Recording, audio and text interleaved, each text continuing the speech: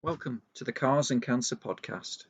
My name's Aid, and I'm going to be joined by my good friends Andy and Darren. The three blokes who have been through some very, very difficult times because of cancer diagnosis, treatment, and going into remission and all that kind of stuff. So we're going to be talking a bit about what we've been through and our experiences, but we're going to have a bit of a giggle along the way. And we also got a real interest in cars, so we'll probably bore you about that as well. Feel free to listen along and like and subscribe or whatever they do on these media channels these days. But at the end of the day, we hope you enjoy this recording, and hopefully we'll do many more. Enjoy. So this is episode 1, and this is how it all started, how we all became good mates, and how we all met. So I have Darren and Andy with me. Are you there, chaps? Andy, can you hear me? Hi. Oh, and there's Darren. Yep. Yeah. You there, Andy? He's gone again, hasn't he? He has. He's gone. Are you there, Andy? Oh, back now. I don't know what happened then. It just disappeared. Yeah. So Okay. I'm back now. And the result and the results from the Latvian jury are.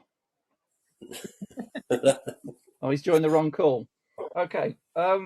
Yeah. So this is all about how we first met. Really, we were just having a little bit of a chat before we pressed the record button, trying to work out when this all started. I think we get the idea that it was some time in 2018. So what is that? That's just over 4 years we've been mates now. And Yeah. I don't know. Do one of you want to tell the story of how we got there and all that kind of thing? Yeah, I'll give it a go. Go on, Dan, give it a go. Give it a go. Yes, why not? I'm Darren, and my treatment finished in 2017, and coming out of the treatment, to cut a long story short from the treatment side of things at the minute, I sort of had a complete meltdown after everything had finished, and at home sitting alone, didn't quite know what to do. And then my wife suggested going on a course which was linked with the NHS through Stafford Hospital. So I went to it, and a bit apprehensive at first what it was going to be like, and it turned out to be one of the best decisions I've made in my life, I think. I met two fantastic lads on there, two great ladies as well that we do keep in touch with. But Aid and Andrew, we've just hit it off. All our likes are the same, and we come out of a situation where we didn't think there was going to be anything else, because at that time we didn't sort of know how anything was going to be going, I suppose. And then it just opened up so many doors for us, and we've built up a fantastic friendship. We just have a good laugh, a good giggle, and we relate to where we've been and where we're going. That is how I've ended up where I am now, really, and every day's a lot brighter from doing it. Yeah. It was like it was a sort of I think it was about 6 weeks, wasn't it? I think, did we meet up on a Monday? Yes. Yeah, Monday, I think. Some bizarre building. It was like some sort of, it was BT, I think, wasn't it? BT owned it. Training place, wasn't it, where they train all the apprentices? That's right. Yeah. It looked like the sort of place that you could use for like paintballing, at night. Like Call of Duty kind of setting. Yeah. Because it was all separate parts, wasn't it? Yeah, I think it's one of those sort of conference venues, isn't it? You rent, you hire a conference room, and you have like corporate events and stuff like that. Yeah. And there was some sort of accommodation out there or whatever. But no, I think it was on a Monday. I think we met up on a Monday morning, and it was for 6 weeks. And like you, Darren, as well, you kind of after your treatment, I think people imagine you to be sort of, I don't know what they expect you to be sort of like full of life and ready to just go out there and do skydiving, and you should be over the moon. Yeah. And it's just not like that at all. I mean, it's not. No. And it's not about trying to scare people, but I think you're nervous, aren't you? I think you're really scared to go back out into the world. Yeah. Oh, definitely. Yeah. I struggle with that. I was a bit afraid to go out, actually. When I first went out, and I got the energy to go out, I just went everywhere, trying to keep everybody at arm's length, don't come near my stomach because the tube is still in. And I'm like, I spent more time panicking. And I actually come and sat in the room upstairs when we first was going to go out, just round our local. And like, I just went breakdown again. I just said to my wife, I can't do it. I can't do it. And I was actually scared to go out, if I'm honest with you. And, you know, a few words, we had a good chat about it and give it a go. You can always just turn around and come back. And I went, and it was like a massive thing. I can easily see now how people can get in that spiral downwards and not want to go out anywhere. Yeah. So, Yeah. I mean, what about you, Andy? I mean, I've gone through brain tumor treatment. That's why I'm on this.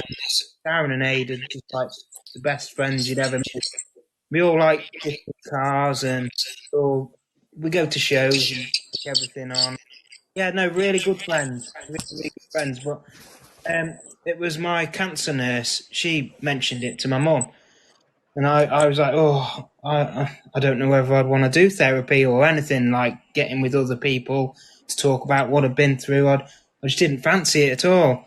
And she said, oh, just go and see what you like. And then, like Darren said, it's the best thing I ever did. I met two, real good friends, really, really good friends. And because you talk to your brothers or your family or people you know, but nobody really understands what you're going through unless you've been through it yourself. And that's what I found with you, Per. You talk about what you've been through, and you're like, oh, I remember this, and you just go like, down the road and things that's happened, and yeah, no, really, really good. I can't believe that they don't do stuff like that anymore with the NHS. But yeah, Do they no, it's not? really, yeah. That really surprises me. I mean, I was a bit like you guys. I felt a bit lost when I went, because I felt very strange that I'd finished my treatment in September, and then I was back in work in October, and it took me a while to adjust. You can probably hear the rain. I'm sitting in the garden office, and it's absolutely pissing it down. So I apologise for the sound effects. I'm not sitting in a caravan or anything like that. But it's I've forgotten what I was talking about now. But yeah, I was at work, and I thought, I'm not ready to go back to work.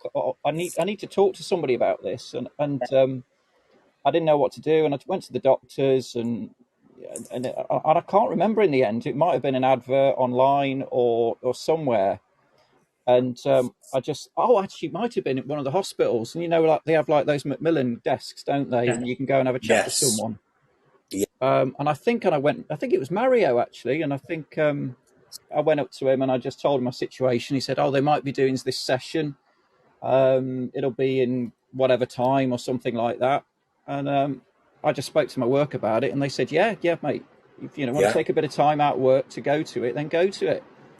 And I was a bit apprehensive first day, turning up at this strange venue and seeing these two ugly blokes walk in, and I was thinking, like, Christ, I'm going to look good against these two. But I remember the free coffee. Coffee was nice. I remember that. Yeah, in the mornings, yeah. Oh yeah, plenty of coffee and biscuits, wasn't there? Yeah, in the little packets. You could take some of them. That's it. Yeah, that's it. Yeah. Yeah, it was always the bourbons left over though.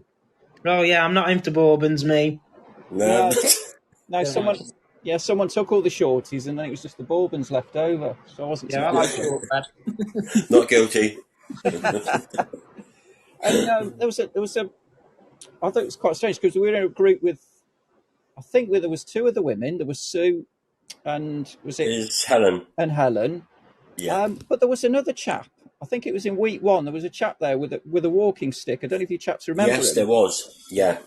And he said that he wouldn't be able to make it the second week because he's something going on with his car or something, his clutch or something. And then the third time we went, she said that he's been in touch and he said that he's not going to come and do any, not going to come back. It's not for him. That's it. And no, which was a bit of a shame, really. I don't think he gave it long enough to sort of get over that first couple of weeks to get settled into it. Yeah.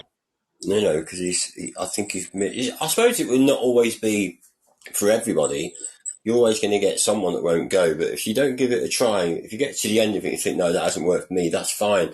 But from what we've gained out of it, and Sue and Helen, they've become really good friends as well with it. I think he's missed out on a bit of a golden opportunity, really. You know, he obviously needed help, and he was looking for help somewhere, and he didn't give it long enough to get the benefits, did he? Really? No, it's a shame. No, absolutely, and you know, it was. I mean, it took a while for people to start talking about things and whatever. But I tell you what, and open up. yeah, really, wasn't it? Yeah. But I tell you what, as soon as you ask somebody about their illness, oh my God, they can talk forever, can't they?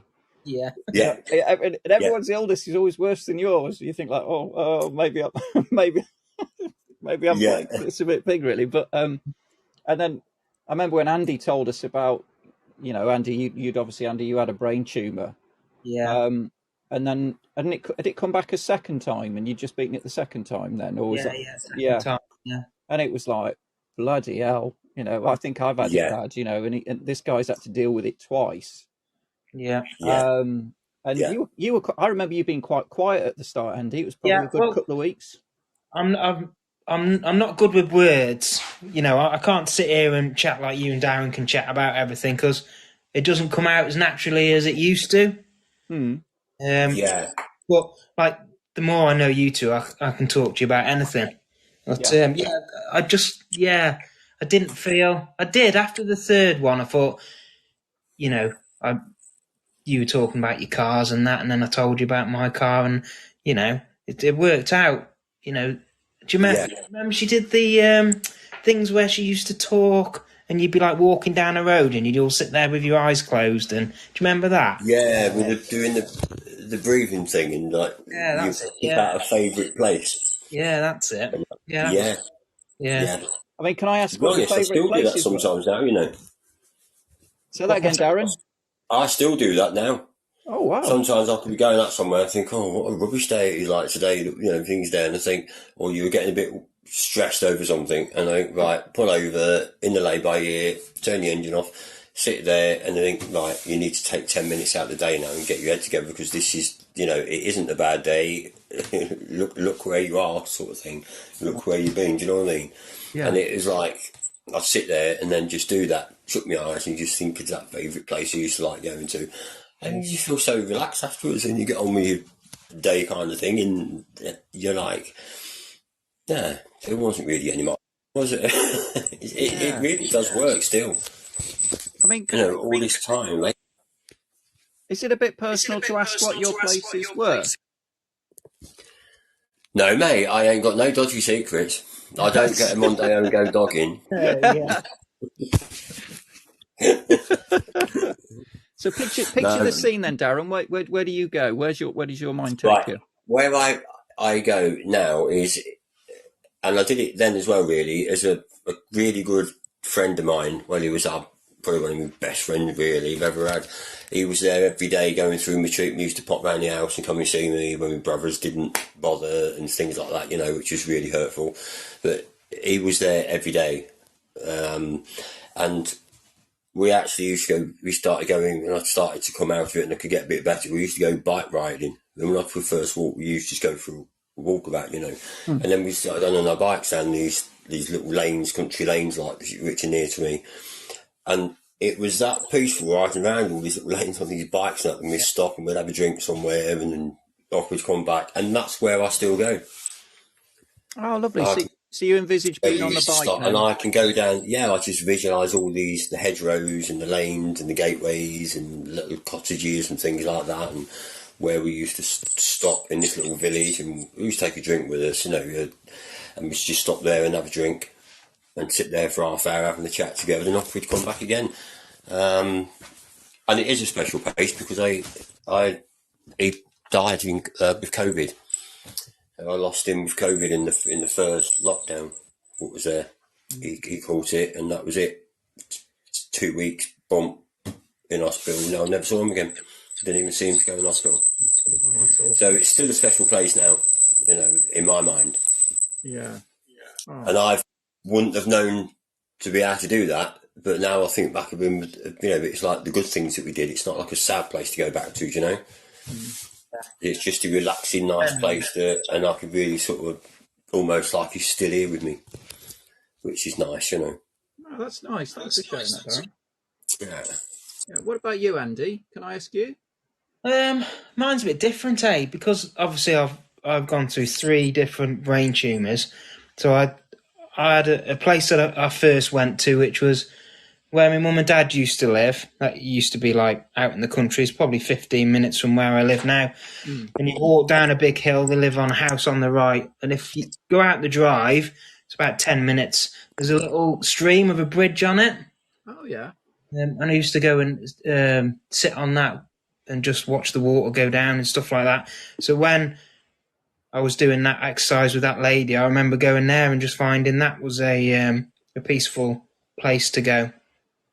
But obviously, I've got 2 children, Sienna and Roman. This last time, I just wanted just to be back with them, just with the family and being all together and not, one person doing this and just sitting and being with the family. That was what got me through my last time. But I don't really know. The second time it was the bridge. But yeah, this last time it was coming home with the family and just sitting with me, Callie, Roman and Sienna. Oh, mate, that's nice. It sounds Yeah. it sounds a little bit similar to mine. We used to have like a touring caravan, and we used to tow it around. We didn't go away very often because we've got so many blooming animals. There's no one to look after them all. But when we did get a chance to go away in the caravan, we'd I don't know. I've never been one for these big campsites. All these big glamorous ones with all the nightclubs and all that kind of stuff. I quite like a field in the middle of nowhere. Yeah. And this is one campsite we found when we went to Disneyland one year. We took the caravan, but we stopped at Dover. Yeah. It was a little field in the middle of nowhere. There was a nice house there, and it was something like £10 a night. It was. You got water, and that was about it. Everything was your portaloo and all that kind of stuff. And I just remember one morning getting up really early, and the kids are asleep in the van. Amy's asleep, and I get up in the morning. I walk out there and I fold out the chair, and the sun is just coming up, and I'm sitting there with a nice cup of coffee, and it is so beautiful, and you can just see the sun coming up and the dew on the grass and the mist, and I just thought, this is perfect. This is beautiful. I could sell my house now and I could just live here. This is just perfect for me. Right. And yeah, it's just a field in the middle of nowhere. But then when she would say, okay, and now you're going to close your eyes and imagine you're going for a walk, I would imagine where the walk would take me from that field. Yeah. And I'd think like Andy, there might be a stream down there, or there might be might be a crest over there. And if I go over the top, I wonder what's behind there, and there might be a whatever. And isn't it funny? I've just realised we all sort of looked at nature, didn't we? Really? Yeah. Yeah. Yeah. Yeah. Oh, that's quite interesting. Yeah, never thought of that, but yeah. It's really a calming place to be, really. And I think maybe when you're going through treatment, you're denied that luxury of going to see local beauty spots and stuff like that. You don't get that opportunity, do you? You're stuck in hospital, or you can't go out because you might get infection. Oh, bloody hell, don't start me on infections. But you get things like, you can't do the things that you just completely take for granted. Yeah. Yeah, that's right. I think before that course, you most common thing that you would get in like a routine was when you did go to the hospital and you just got this it's almost like a mechanical response, isn't it? Everything's like, right, you've got this, and all the medical terms come out of it. You need to take that, do this, and it's just alien, really, isn't it? And you don't get any sort of, not any real sort of comfort from anything, do you? No, it feels a bit like a conveyor belt, doesn't it? I mean, nurses can be brilliant, and that, don't get me wrong, but it's just every conversation you ask question, because they are dealing with it all the time, like with the consultants and that it's just like a blunt sort of answer, isn't it? Of Yeah, I think they have to have that. They have to have that because they don't want the emotion. Oh yeah, to get you've to got them. to. They wouldn't cope with it otherwise. Yeah, but when you're having a chat with someone and it's your life on the line, and they're very deadpan, and they're very careful what they tell you, because they don't want to lead you down the garden path and think this is a bed of roses. This isn't. No. It's more like you say, it's very clinical. This is what we're going to do. This is what you need to do. Blah, blah, Yeah. blah. You'll be in a week's time, and then we'll do this, and then we'll do that, and then we'll do that. And it's kind of bang, bang, bang, off you go. Yeah. And you can't let the emotion take over at the time. Then you kind of need time to go home and digest it and think, Christ, this is really happening. Yeah. And Andy's, you've probably had more conversations than most with consultants, haven't you? Really, let's be honest. Yeah. I got when my school piece got infected, and that had to come out. Then I was on like serious antibiotics. Yeah. But I was just in a room on my own, and like you'd only get nurses coming in when they were to give you your medication. So I was on my own for most of the time, for months. And when I was in there, I was only allowed my mum or Callie to come and see me because it was when COVID was happening. So, oh God, yeah, right, yeah. So there was a time in there where they had COVID on the ward, so nobody was allowed to come in. And it was just like disheartening because you don't see you see the nurses. You can stand by the door and see the nurses walking past, but nobody comes in to speak to you about whether they've had good mornings or something like that. It's just like normal, what you normally expect them to talk about. Because on ward 2 to 8, which I was on, they were so busy. They've got somebody else to do straight after me. That's it. So No, so just seeing Kelly once a day was, the best I'd have really, and just I think I was in there for, I don't know, I could take it was like 2 months, and I saw my kids. Actually, saw them twice in 2 months. Oh, blimey, that's not good, is it? Yeah. So no, it wasn't. This last time wasn't brilliant for me being inside but the nurses, they didn't talk that much because of COVID, and I had to have a mask on, and they had masks on, and it was just nothing like the last 2 times I've been in. No. There was nothing that they could tell me that would make me feel better. Yeah. No. I got me roller chair thing and sat by the window and just watched what was going on outside. Yeah, that's it. Yeah. I've got visions of you in a rocking chair. Yeah, I tell you, they're fair chairs that they give you, aren't they? Padding everywhere.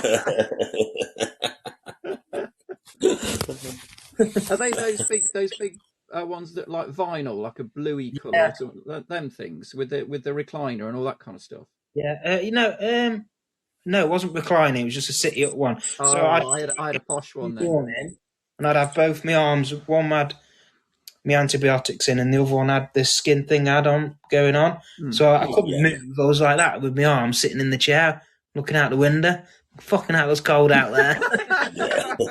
I'm sitting in my dressing gown.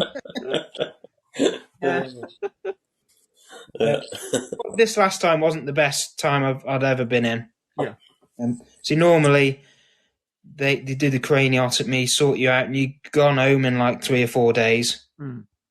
But this time it just didn't go. It didn't go well for me this time. No, that's terrible. But I mean, if you were to give us a quick summary of where you are at the moment, then Andy. So if I've got this right, this is the 3rd time that you've had it. Yeah. Had some surgery to have it removed. Yeah.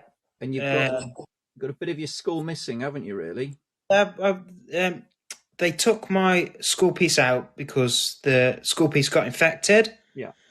So they took that out, and I had to wait a month for them to make a new plate in Germany. So I waited for that, and then I went in to have that put in with this arm. They took skin off my arm to go over the top of the plate. All right. But I come out probably 3 days later, and it just all blew up and all ran out the one side. So I went down, and they said it was infected, so they had to take that out, clean it all out, and then put this skin they've taken off my arm back over the top of where the plate is. So I've just got a piece of my skull missing at the front. Is it going to always be like that, Andy?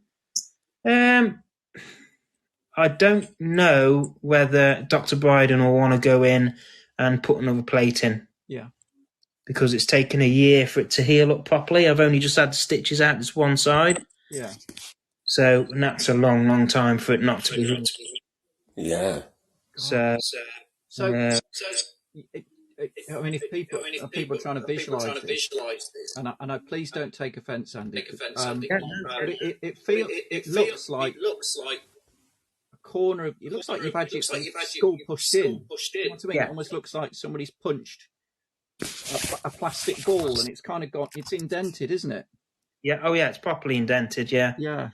I mean, how do you feel about that? I mean, because I mean, cosmetically, you know, you could look at it and think, "Oh God," I mean, but do you think, "Oh God, thank God I'm alive"? When I first come out, I was like, I don't know how people are gonna look at me. They might look, oh God, there's Andrew. He's got half of his skull missing. Yeah. But I got really upset about it when I first come out, and Callie will tell you, I just wasn't in a good place. But I think as time goes on, I put a hat on, and I just think, you know, if somebody knows me like you pair know me, you just don't have to wear your hat. You don't have to feel like you should be ashamed of what you've gone through. So I just think, you know, if I want to take my hat, take it off. And if people look at you and think, oh God, what's gone on there? You just think, well, I don't know. Just it's my business. If you want to know, come and I'll tell you what's happened. But Yeah. So I've got a phone call off my oncology nurse on Wednesday. Yeah. About time it's 10:30, 11 o'clock, and they've rung me today and said they want me to go in. So I don't know what that means. Whether they think maybe something's come back, I don't know. So I'm on. I don't quite know what to think until Wednesday about what's going on. So Right. yeah, that's how. They didn't give you any inclination whether that's to go in to see the results then properly if you because the test you had. The scan. Yeah, because I had a scan and they couldn't get the dye inside me, so I had to wait a week and I had to go and see a special person so they could find on the ultrasound so they can see where your veins are. Oh, right, okay. Can put a needle in, and then that's where they put the dye in. So I had to wait a week for that. So I'm a week behind on my scan there. So I don't know whether we just want to chat about what I've gone through, or I don't know. We'll see what he says on Wednesday. Right. I'll keep you updated. Oh, mate. Well, you know, we'll be waiting by bated breath. I mean, we've got a WhatsApp group, haven't we? So we'll keep each other in touch. Kind of thing. If I send a message whenever, you normally get back to me, don't you? Between you both. Yes. It's always I've always got this phone on, and always got my phone with. Well, 9 times out of 10, it's only if we go out somewhere together, like go for a meal, I tend to leave it in Jack take us, in case it's just family that need to get us. But that isn't that often, really. But no, I'll have my phone with me all the time Wednesday for definite. Just waiting to hear from you, mate. And I think that's a perfect example, Darren, of the clinicalness of the profession, isn't it? It's like we want you to come in to discuss things, and that's it, really. And it's non-emotive. But I suppose that's the way it's got to be. Yeah, it has really. I suppose from the consultant side, because they give so many. But then when I was one of the visits, because I'm still under my consultant now, but he still wants to see me every 6 months. He won't extend it yet. Yeah. He looks at the one day and he always like stands behind me, and I'm sitting down, and he checks all the back of my neck and around my throat and all that. And then the one time I was there, I was still trying to eat. I could only eat certain things, like, you know. And it was really nice. He checked all around my neck, and he just like with his hand on one of my shoulders, squeezed close my shoulder, and then just give me a pat on the shoulder. So he didn't say anything. There was no words, but it's just that, and, you know, and it sort of took that clinicalness out of it, because he was like, he said, "I'm really pleased how you're doing," you know, and he just gave me a squeeze on the neck, like you would do someone you really knew well, you know. Yeah. And it was like, I thought that was a nice gesture. There's no words needed, and it just took the hardness out of the visits, if you like, if that makes sense. Yeah.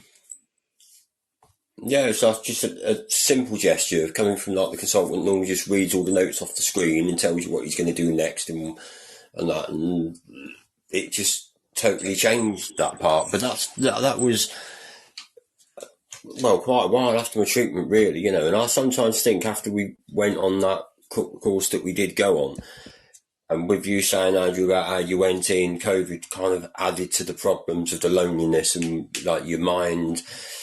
You've got no skills to stop you thinking about stuff, have you? And you're stuck there and you're not seeing anybody. I just think how nice it would have been being on that course if there was something similar to that, where somebody like Alison or people like Alison could just go round a Yeah, ward just and chaps. just pop in and sit down next to a bed for just a few minutes, and it'd give people something to look forward to in the day.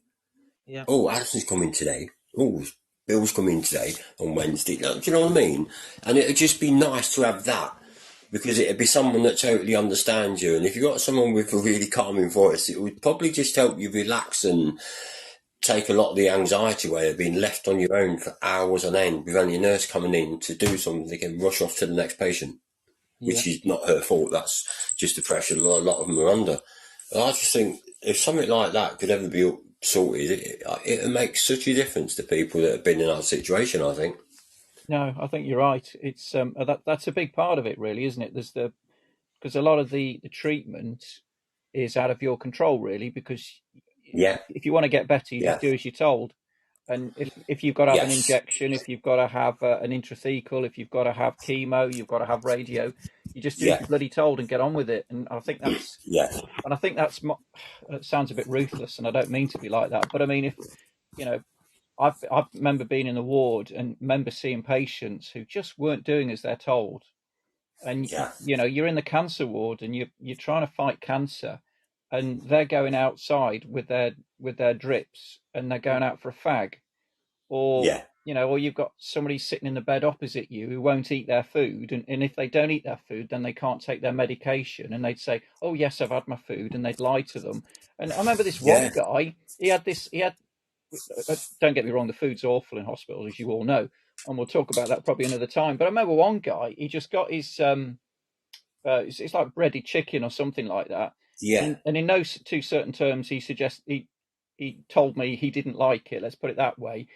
And then he opened up the window. I don't know if you've seen the windows where there's loads of little slats that's sort of like a yeah, Venetian blind kind of thing.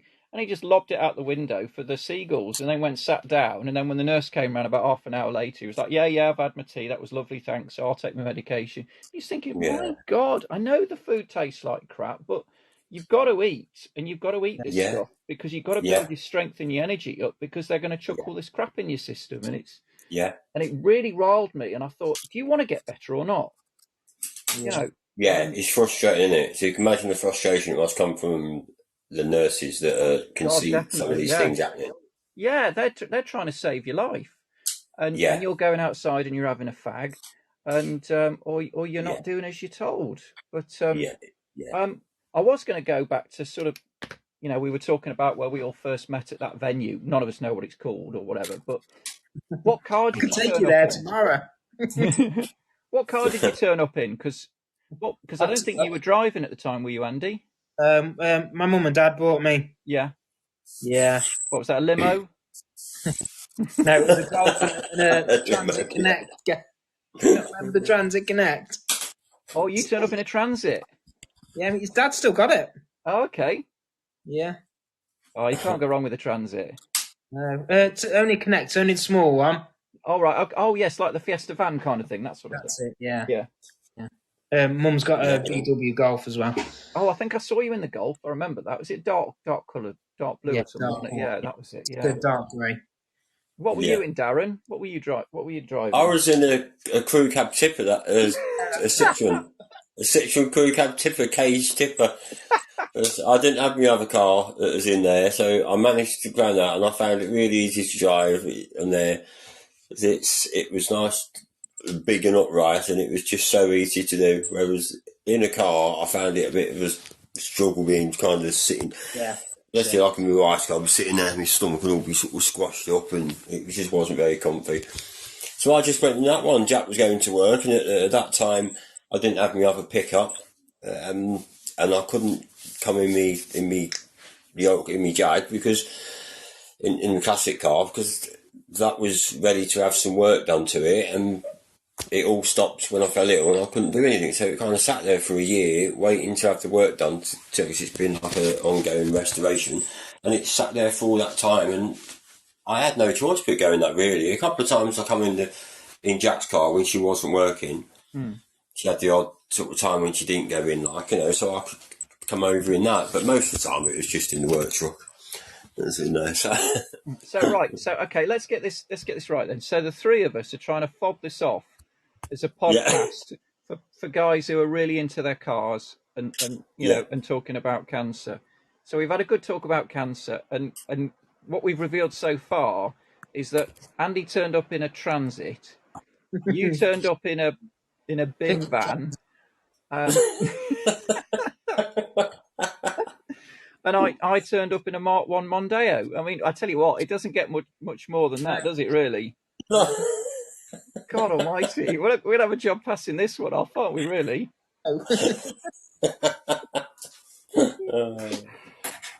Oh, dear. Oh, yeah. But, I suppose when you put it like that, you think, well, where do your love of cars come from? Because it's clearly not the cars you drive, yeah. They're not really, are they?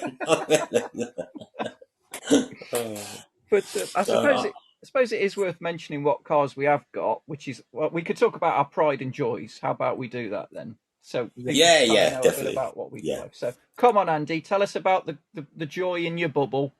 I've got a Vauxhall Nova SR Mark II. Chav. I think I've had it 8 years, you know. Really? 8 years. Yeah. Well, Did you buy that before you filed the fax or after?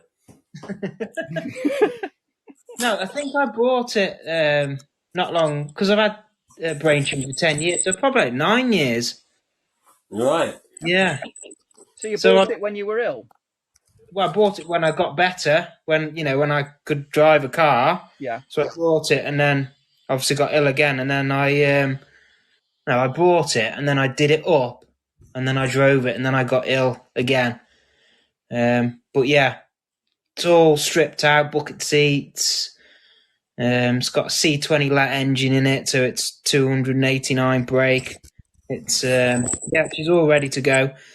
She's in the garage now. She's got a few bits off her, ready to be redone over the winter. But that's my love, Vauxhall Novas. Vauxhall Nova. Yeah. Ooh. Yeah, lovely car and all. I mean, I had a Nova for my first car, and Courtney Sport did a Nova Turbo, and I thought to myself, I want one of them one day. I think they spent like 30 grand on it. Wow. There's no way I'd spend 30 grand on an Nova then, because I think I sold mine for like £100,000. Is that under 1,000 or 100,000? Did you just say? No. I sold it for under £1,000. £100,000. It sounded like £100,000 then, didn't it? Freaking hell! So when I found one that was nearly not done, it needed everything doing to it, I thought I'm going to buy that and do it all up myself. So I had the engine out, rebuilt the engine, new turbos, forged pistons, and really went to town on doing the engine. Yeah. So yeah. So had forgotten how to talk. Has it had some work done on it when you got it then, or was it standard and then you put all the bits on, or what?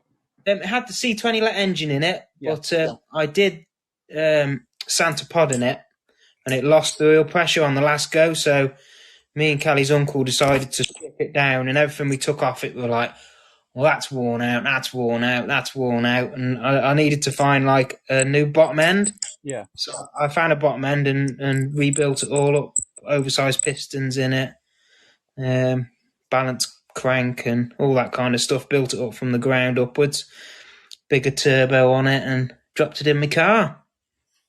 Oh, you've had it all rolling roaded and all that kind of thing, get it all dialed in, all that kind of stuff? No, not yet. I've not had it roller roaded yet, because obviously I can't get the miles on it to roller road it. It needs to have 1,000 miles on it since it's been rebuilt. And okay. I think last MOT I'd done 200 miles in it, so I'm doing all right. I'm getting there. I'm nearly there.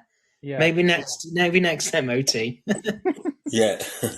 It's all on low boost, so nothing's going to happen to it. It's not going to go wrong anywhere. But yeah, it wouldn't harm having it rolling road, set it up properly. Oh, that'd be nice, wouldn't it? Get it all sort of in tune and running as Yeah, it should do. That would yeah, sound lovely. It'd be nice to see that on the road. It'd be nice to see you driving it and all that yeah, I kind of. would, yeah, definitely. Yeah. yeah. Go on then, Aid. What have you got then? Oh, I'm a Mondeo man. It's quite sad, really, isn't it? I've got a Mark II Mondeo, which I'm converting to four-wheel drive. So what I initially had was a Mark One Mondeo, which was a four-wheel drive. Very rare, didn't make many of them. And the plan was to do it up and keep it original and just drive around in that as a weekend car. And the more work I did on it, I stripped it all off and I reconditioned all the four-wheel drive gear and that kind of stuff. And I rebuilt the engine. Never built an engine before in my life. Put the engine in, and for some reason the engine wasn't running quite right. It kept peeing out oil out of the oil pump. And the more I looked at the car, the more I thought, God, this is going to need a lot of body work. It's going to need a lot of paint. It's going to cost money. You know, like you were talking, Andy, you're a family man, and you've got bills to pay, Yeah, and you yeah, and I'm thinking, can I really warrant spending this kind of money on getting this car up and running? And you know, if you want a decent respray, you're talking 3 or 4 grand straight away, aren't you? And Yeah, yeah, definitely. and a lot of places don't want you to prep it yourself now because they don't know what they're painting on, so they want to prep it, and that takes time. And no matter how good a prep job you think you've done, they'll take it apart and they'll go, well, you could have done this and you could have done that and that kind of stuff. And I thought, I can't warrant spending this kind of money on it. And as much as I love Mondeos, they're not, you know, the Mark Ones and the Mark Twos, they're slowly going up in price, but you know, they're never going to be Mark II Escorts. They're never going to be anything like that. So in the end, I just thought, sod it, I'll go and have a look online, see if I can find a really nice, tidy Mark One or a Mark Two that's all the body work's all good and the paint works good, so I don't need to do any of that. And I dropped on a white Mark II 1.8. It only done like about 30 odd thousand miles from new. Been looked after. It was one of the cars that they used at the airport. I think it was Air Canada, and they used it to, as I understand it, to sort of shepherd people to their flights. You know, if you got some important people Oh, coming right, in, yeah. yeah, you'd get in the car and it'd drive on the runway, and it would take them to the plane, and then they'd get out there and stuff. So it only done like 30 odd thousand miles. It's never been Wow. driven properly. So yeah, so that's on the drive because I don't have a garage. I don't have any of that luxury. So I'm doing it on the drive, slowly putting it back together. I've got the rear diff on. I've got to put the prop shaft back on, and the fuel tank and stuff. So it's going to take a while, and especially with this weather, not much is going to be happen over the winter now. no, No. But my hope is that, you know, as the weather turns nice next year, I can get the rest of the jobs done. And it might have to be my daily runner for a bit because I don't know, the government. Oh, we shouldn't go political, should we? But the government are sapping us dry at the moment, and you know, if I need to have that as a daily runner, then I will do. And if finances improve, then it might go back to a weekend car or something. But so that's kind of my plan. And I got into the Mondeos just because they were cheap. I was a family young. I got young kids, and I needed a cheap, reliable run around. And they're just brilliant. They just, as long as you service it and you can get all the parts for it, and they're easy to maintain. They've just been It's just been a great car for me, and I've just stuck with it. Not the prettiest car and not the fastest car, but I think that's some of the things about your cars, isn't it? You could look at it and people will go, "Why on earth would you want one of them?" And you know why, yeah, and I don't know. There's just something, it just strikes a chord with you. It's the right Yeah. car at the right time, isn't Yeah. it? Yeah. So yeah. So Yeah. I'm Mondeo man. And Go on, Darren. You can tell us about your car because you've got quite a few, I think, haven't you? You've got some I've hidden got away. I've got two hidden away. Yeah. They're both Rover SD1s, and the one of them that is well, it's a very sentimental car, that one, because my lad, who's now 28, when he was younger, from a little kid, we used to go to the Max Power shows in it. It's been exhibited at the NEC twice, and we was out in it every weekend. every time there was a show to go to, me and my son Ryan, we would go off on it, the two of us. So it holds a lot of special memories, but it's in the garage now and it does need a full restoration on that one. It's 2.6 Targa Red. The interior on it is absolutely immaculate, even still. But it's just the bodywork. It's had a couple of little dings on it after it is while it was on the drive. Something caught it and it damaged a bit on the front wing, and it's just typical kind of 80s rot that's crept in. And it's partly to blame myself really, because it's a bit of neglect. When I started working for myself, it kind of took over, and I never had the money to.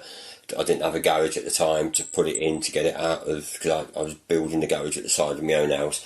I had nowhere really to put it, and it ended up taking the back seat and sitting on the drive with a cover on it when it wasn't getting blown up by the wind, and then so it just deteriorated really. Then it got put into a garage, and that's where it's kind of stayed for quite a long time now.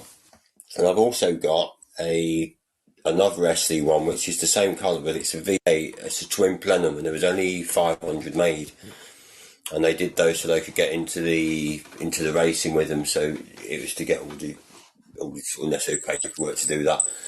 And the twin plenum, it's basically a Vitesse, but it had all the engine rebuilds and the modifications done by Lotus, and that's worth more than the other one when it's done. And that's up at a friend's farm that was tucked away up there, so that's nice and dry. It's had loads of body panels already changed from a previous owner that lived in, I believe it to be Northampton, because I actually bought the car from a chap in Ireland and had it brought back from Ireland. But this chap before then had new wings on it, new rear quarters, sills, the door skins have been done, but it looks like it's had so many coats of paint on it. It's all cracked and craved and gone really bad. So it won't need a full restoration in the sense of panels and a lot of metalwork. It's been inspected. We only found 2 small holes at each corner of the bulkhead, and one so far down about in the middle somewhere. So body wise, really good, but it will need an engine rebuild and then just a paint and refitting. So out of the two, there's probably going to be less work in that one to get done. But like the same thing again, when I first started working for myself, like many years ago now, it was never something that was going to make me super rich. It just made me kind of just come, like when you go to work doing any job really.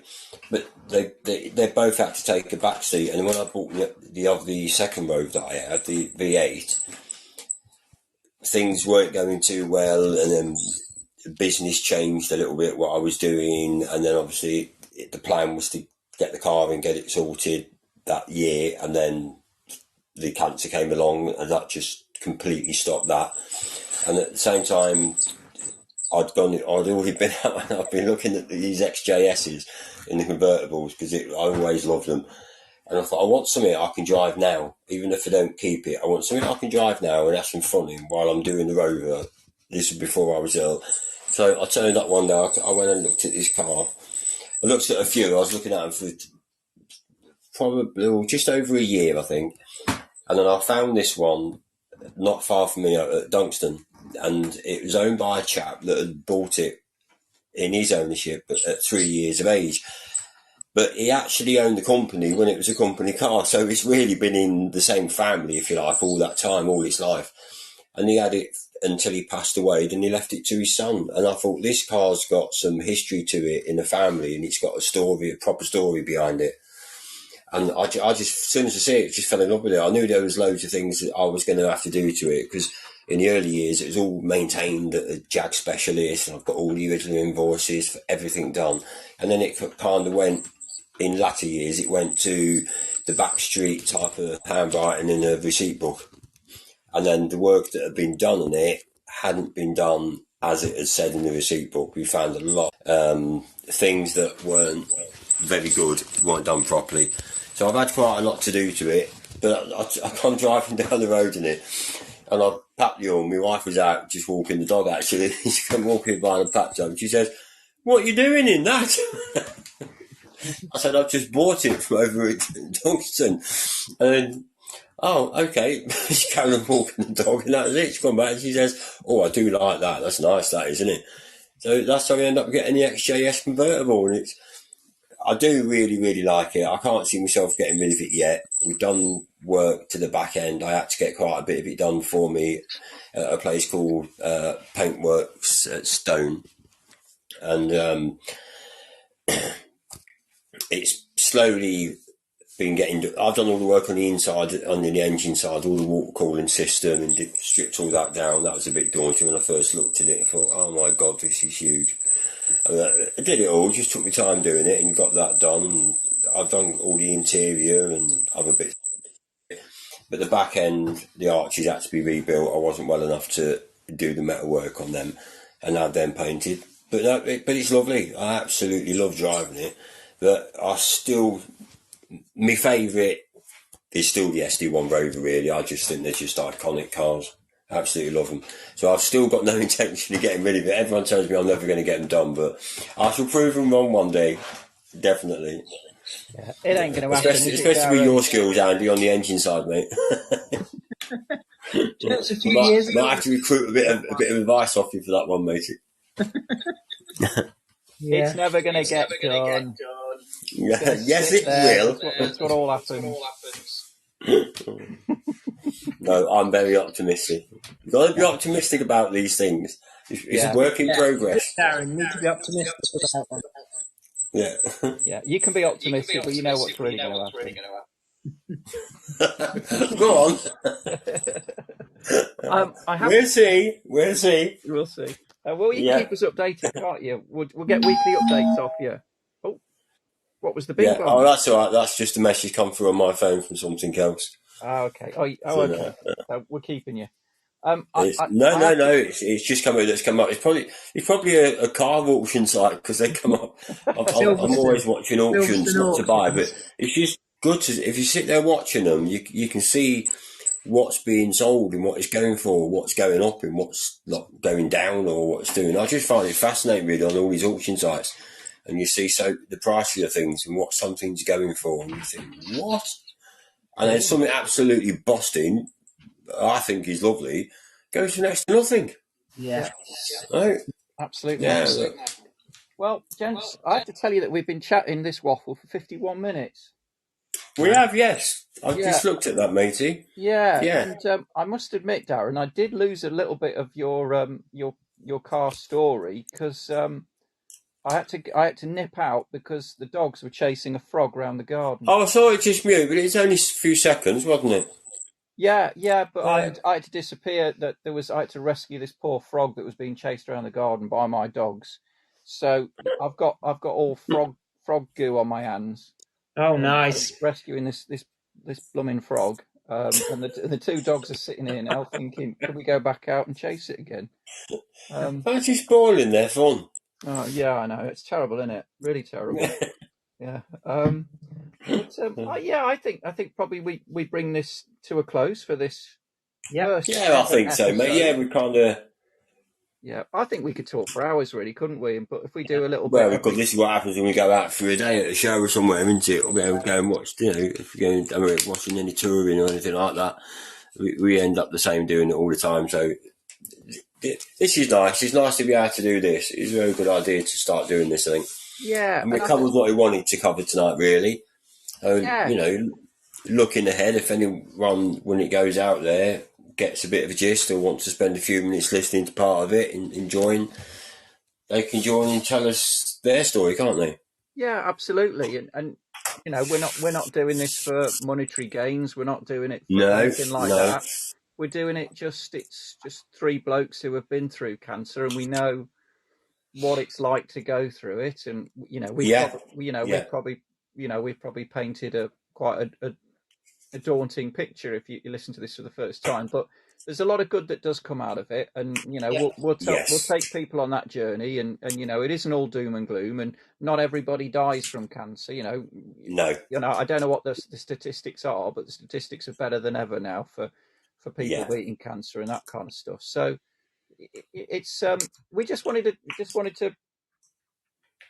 Well, I think what happened was we went to that car show. We'll do another couple of minutes and then I'll wrap it up. But we went to Mallory Park, didn't we? And we were sitting up at that hairpin bend up the top. Anybody who knows Mallory Park, and we were just talking nonsense, really, and we were just having a bit of banter and all that kind of stuff. And there was a photographer sitting in front of us, and a quiet chap just sitting there doing what he does. And then when he upped and left, I think you said to him, Darren, didn't you? Oh, we bored him to death or something, didn't you?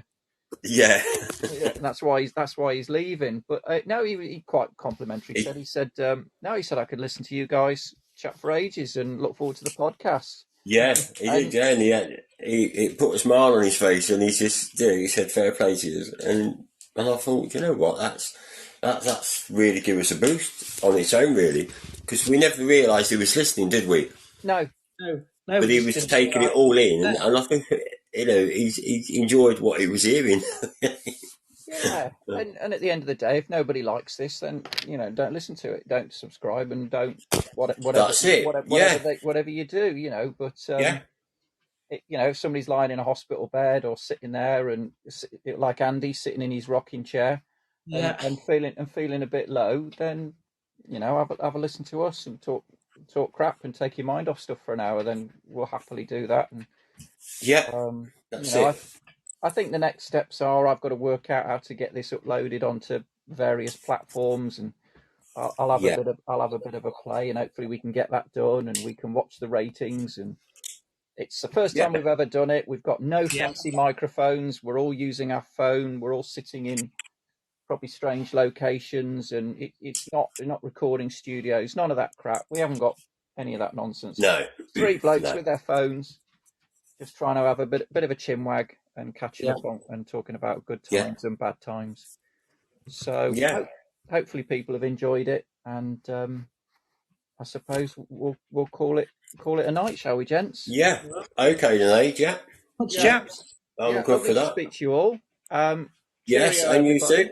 And we'll speak. We'll probably try and do something again next week.